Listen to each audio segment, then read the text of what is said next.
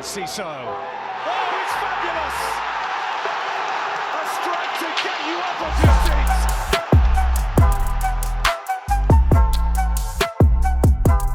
Hello and welcome to Seagulls Social. This is the Southampton away match preview, and I'm joined by Ben. Ben, Hey. It's been a while, mate. Do you remember what I look like, guys? Let's get it over Still done with, yeah. Still Where wearing have that you been? Texas Rangers hat. Yeah. Well, I just got back from the gym and I was either this or a Nike hat. I just thought this might look less gym clothes. So thought I'd try at least, you know. Someone actually asked what hat it was, and we can confirm it's the Texas Rangers, isn't it? Yeah, it was someone from Texas as well, who was a Texas fan, which was quite cool. So shout out to everyone that's global listening in, because I remember when you and Jack done that live, and the amount of people that were all over the world, it was. Well, I was watching it on the bus, and I was like, "This is fucking unreal!" Like someone from Africa is watching right now. So, yeah, it's insane. Yeah, we need to do a live show again, actually. So, yeah, if anyone has any suggestions of what you want us to talk about or what kind of live show you want us to do, let us know, and we'll get it done, because it was really fun last time. I really enjoyed that.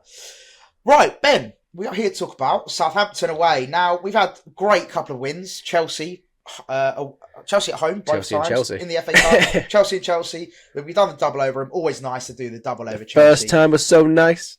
We had to do it twice. Lovely Two stuff. times. Two times. So Southampton, the home tie. Obviously, we drew 1-1. Me and you watched it in the pub, and it was a bit of a rollercoaster of emotions, because remember they had that disallowed goal, which was a bit contentious, and of course that Flynn Downs goal as well. So. It was, the 1-1 draw was disappointing. I remember at the time we were really disappointed, weren't we, about that result. And now we go into this game, though, full of confidence.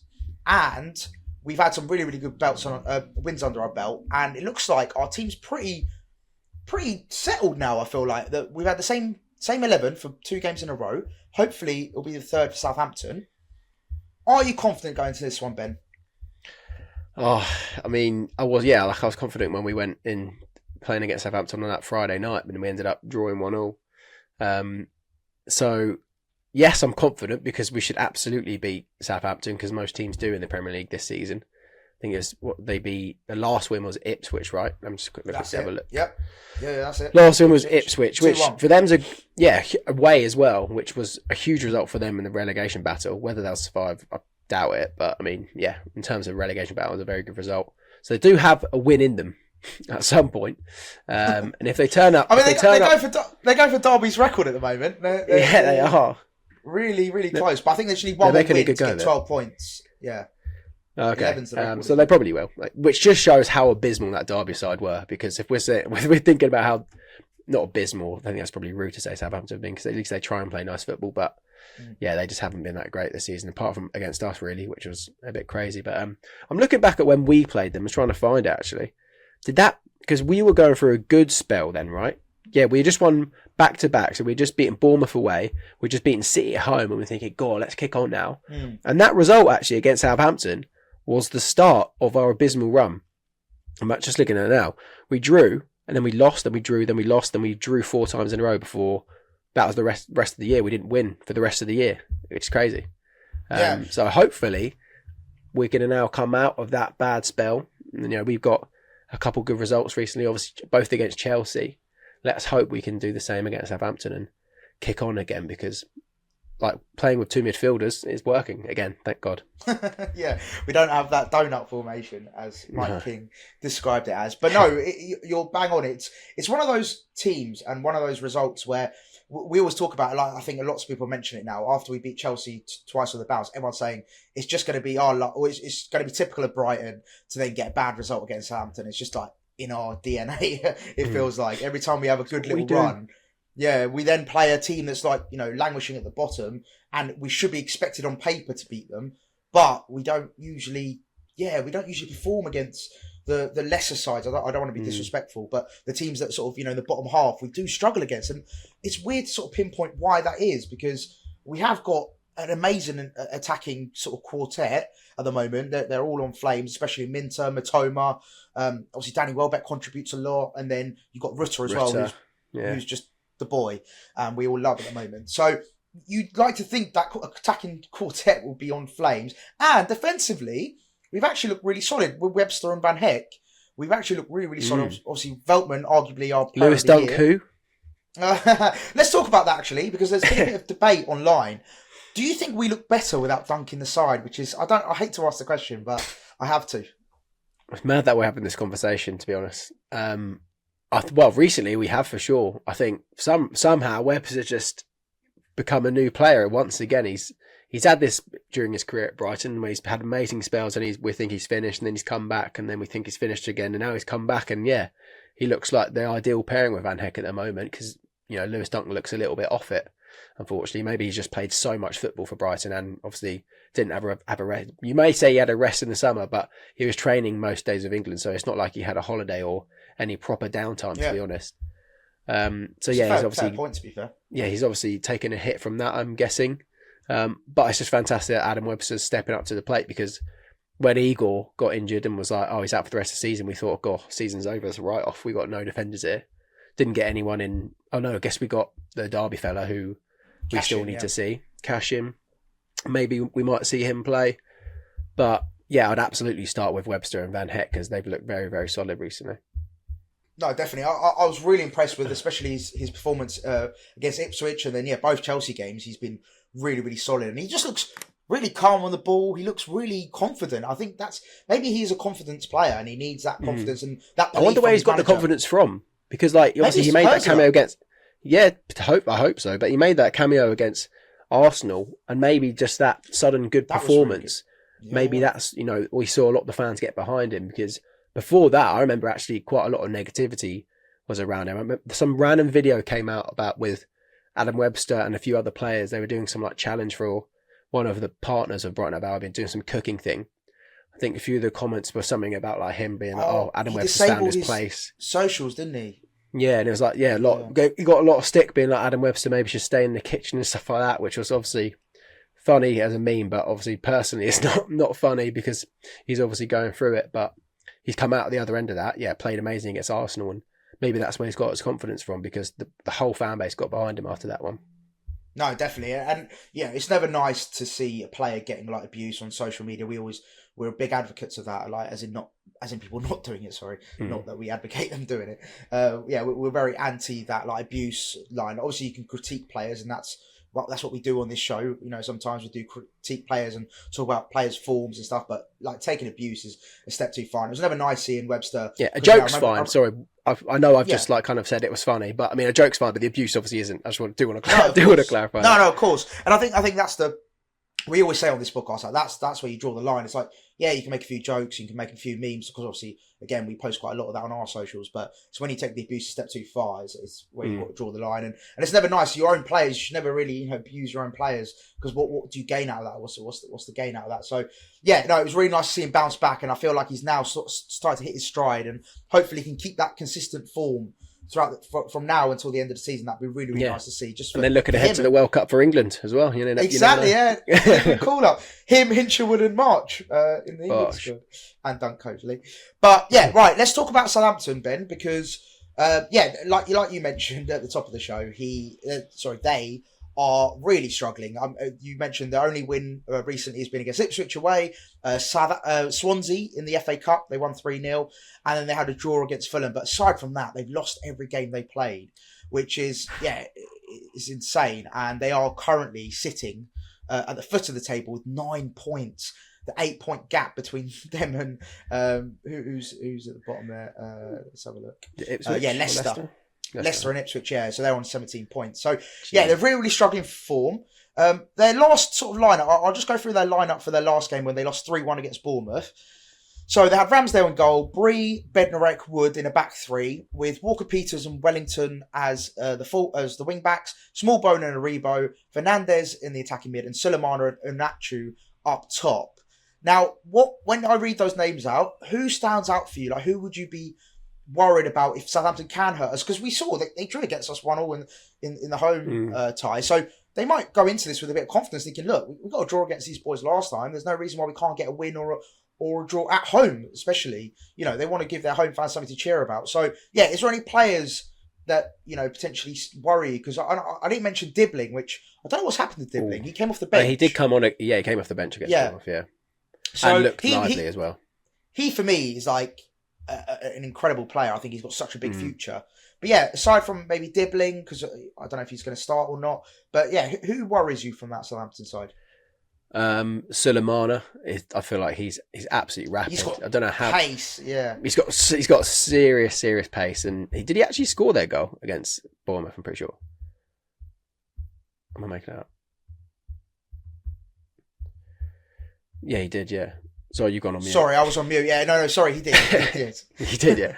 Sulemana, he's rapid. Him against Veltman, that's going to be a pretty tasty matchup. And yeah, Dibbling on the other side, a very, very tricky player. And there's no way that he's going to be playing in the Championship next year. I'm sure someone's going to pick him up. Hopefully us, if we do need another winger, which we definitely don't. But yeah. I'll take him. I'll take him if he's going. And then, yeah, I mean, Ramsdale gets a lot of stick, but I'm pretty sure when I watched the highlights against Bournemouth, he made some pretty decent saves. So if we're firing balls at Ramsdale, maybe he'll make a mistake because he has been prone to them. But yeah, like I said, was fairly decent against Bournemouth despite conceding 3 goals. Which does that contradict yourself or 2 goals? Whatever. Yeah, a little bit. Yeah, it does, isn't it? Is it Uwanachu? He stands out mainly because he's like 6'9". He does stand out as a defender. He maybe is going to cause Van Heckenwebster a few troubles. Yeah, maybe them because I remember maybe 2 seasons ago we were linked with him as a striker. Did they sign him from Genk or Ghent or somewhere like that? I believe so in Belgium, yeah. So hopefully I'm right. Oh no, so Genk, they bought him from Genk, and then he went out on loan to Trabzonspor, and then was that when they got relegated to the Champ? I believe so. Probably, yeah. So yeah, he might cause us a few troubles because I think he scored 2 because he's been injured most of the season. I'm guessing. I haven't really watched Southampton too much. But he has scored a couple of goals, I'm pretty sure. Do you know what it is with him? I think he's a physical presence. And again, we've said this a few times throughout the season. We do sometimes struggle against those physical presences up top. You know, you look at Beto at Everton. I'm trying to think of who else we've faced that are quite big sort of physical presences. But yeah, I can't think of, my brain's not processing at the moment. But we do struggle against sort of big physical strikers at times. And yeah, it'll be interesting, like you said, how Webster and Van Heck deal with him. And then on the wing, Sulemana, I think you're right, that pace can really hurt defences. Like, he looked really, really good. I remember the game against Man United, he tore Man United apart. You know, the game where Man United scored in the last minute. I think Diallo got the winner. But yeah, Sulemana tore apart Man United. So yeah, it'll be really interesting how Veltman does. And I feel like Veltman's been so solid this season. I've got confidence in him being able to lock him down. But yeah, it's going to be one of those games where I think we need to go to Southampton and really show that we can push for Europe. And I think that's the big question mark over us, is our consistency. Can we push on for Europe? Because that's the big question mark. Is we're not far off. We're still in the race for Europe, which is great. It's a great position to be in at this stage of the season. But is our consistency going to live up to it? Because like I said, we struggle against the teams in the bottom half and those low blocks. And if they're going to play with 5 at the back, essentially, how are we going to be able to penetrate that? And are the players like Rutter, Welbeck, Mitoma and Minter, are they going to be able to go through that Southampton defence, which I'm confident we can. I've got a lot of confidence in the boys. I feel like we've played really, really well past few games. So it'll be interesting to see how that does go.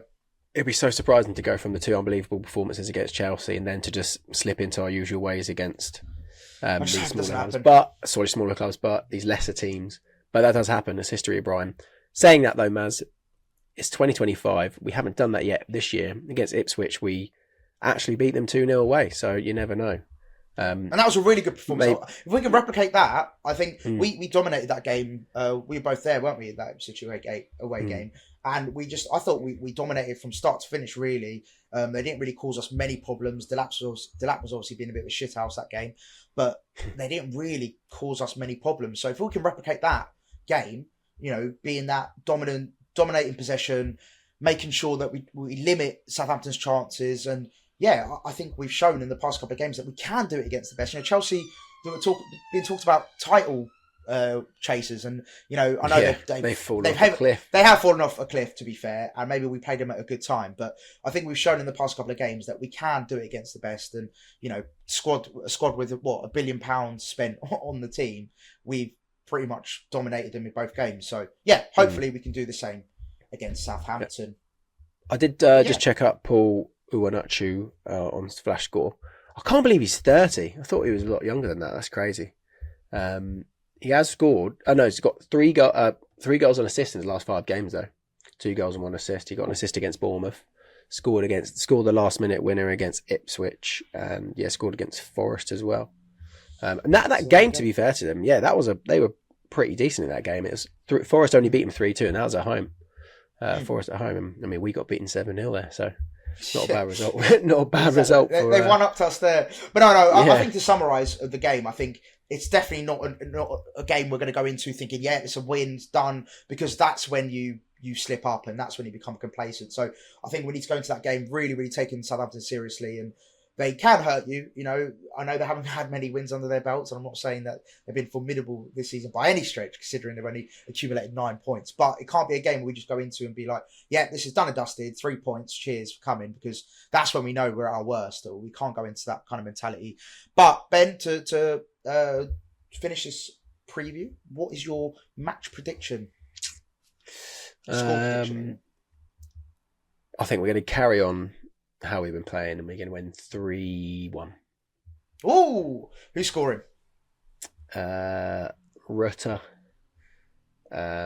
Welbeck, and Matt O'Reilly's going to get one. Oh, off the bench? Yeah, off the bench, I reckon. Yeah. Would you play the same? Start, maybe. I'm assuming you'll play the same 11, right? From Chelsea. Yeah, playing 3 in a row.